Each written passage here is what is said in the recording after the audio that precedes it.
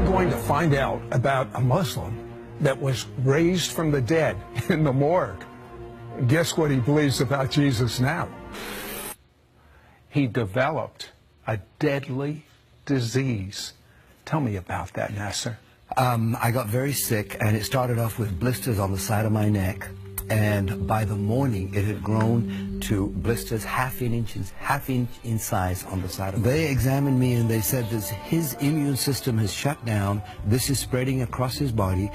We can't do anything about the hypothermia because the brain had cooked itself, and they said I would probably be dead by the morning. You hear this horrible report. Yes. You're a Muslim. Yes. Did you prepare? What does a Muslim think when he gets a death sentence? Like, Allah is not a healer.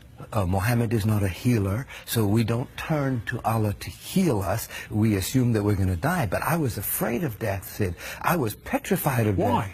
I didn't know what was on the other side, but I was afraid of it. And the very people that I had my faith in, my trust in, were those doctors. And they had just given up. What do you do when the people you got your trust in have given up on you and left you to die? In fear, I cried out. I said, God, if you're real, don't let me die. That's what I cried out.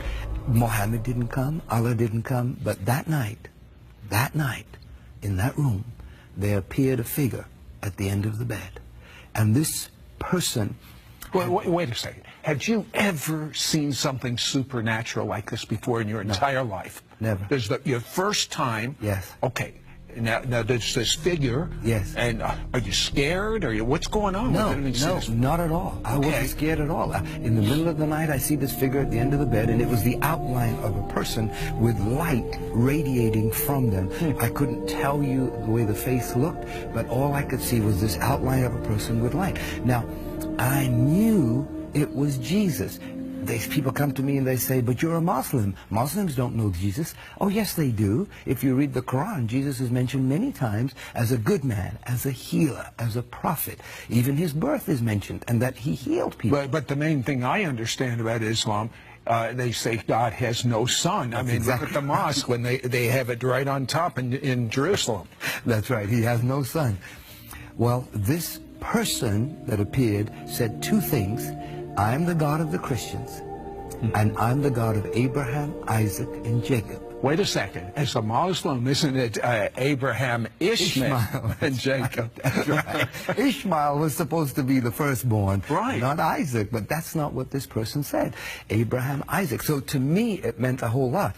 But even more astounding was that the next morning, the same doctors walked in and they said, we don't understand what's happened. It is a miracle. It has gone into remission. Instead of spreading, they are starting to decrease. Now, when they said that to you, what did you think? I said, look, I don't know what to tell you, but there was a person. You told them? Oh, they're going to put you in a mental ward. I told them there was Jesus here, and he healed me. And a Muslim saying that, they're going to put him away. They didn't believe me. And that became a test case in the city of Toronto. Why is this man alive? In fact, they said it's gone into remission so much, you can go home now. And I said, no, I don't want to go home. That was my security. That little room was my security. You wanted that man to come back? Yes, absolutely. This doesn't make any sense.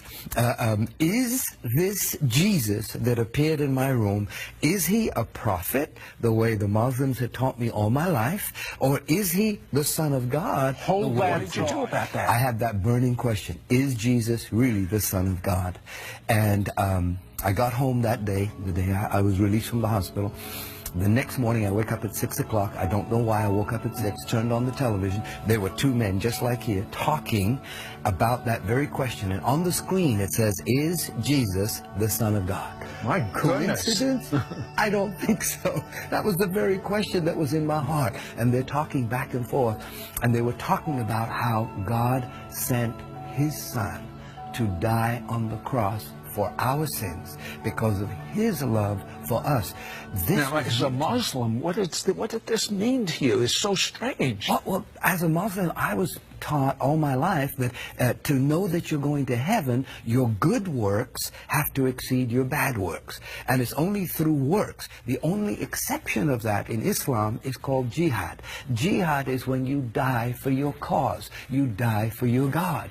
And here I'm hearing these two men talk about not dying for your God, but your God dying for you.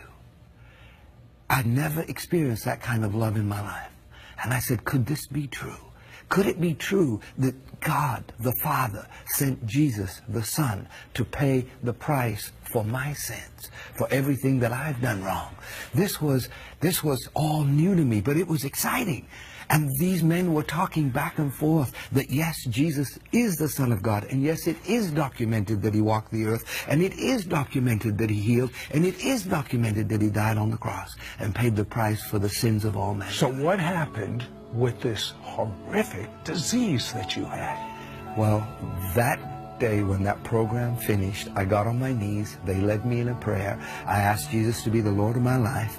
I found a photograph of the way I used to look, and I started praying to this Jesus. Can you make me look like this again? I had looked 75 years old. My whole face is aged. 5 days later, I woke up at 5 o'clock in the morning. The doctor said, don't scratch the blisters, they're contagious. But I saw some on my pillow, so I must have scratched them in the middle of the night. I got out of bed, stood under the shower, said for an hour and a half, every single blister from the top of my head, my face, my ear, my neck, my shoulder, fell. And the skin was red like raw meat. And the doctor said I would have white blotches. But as you can see, there's no blotches.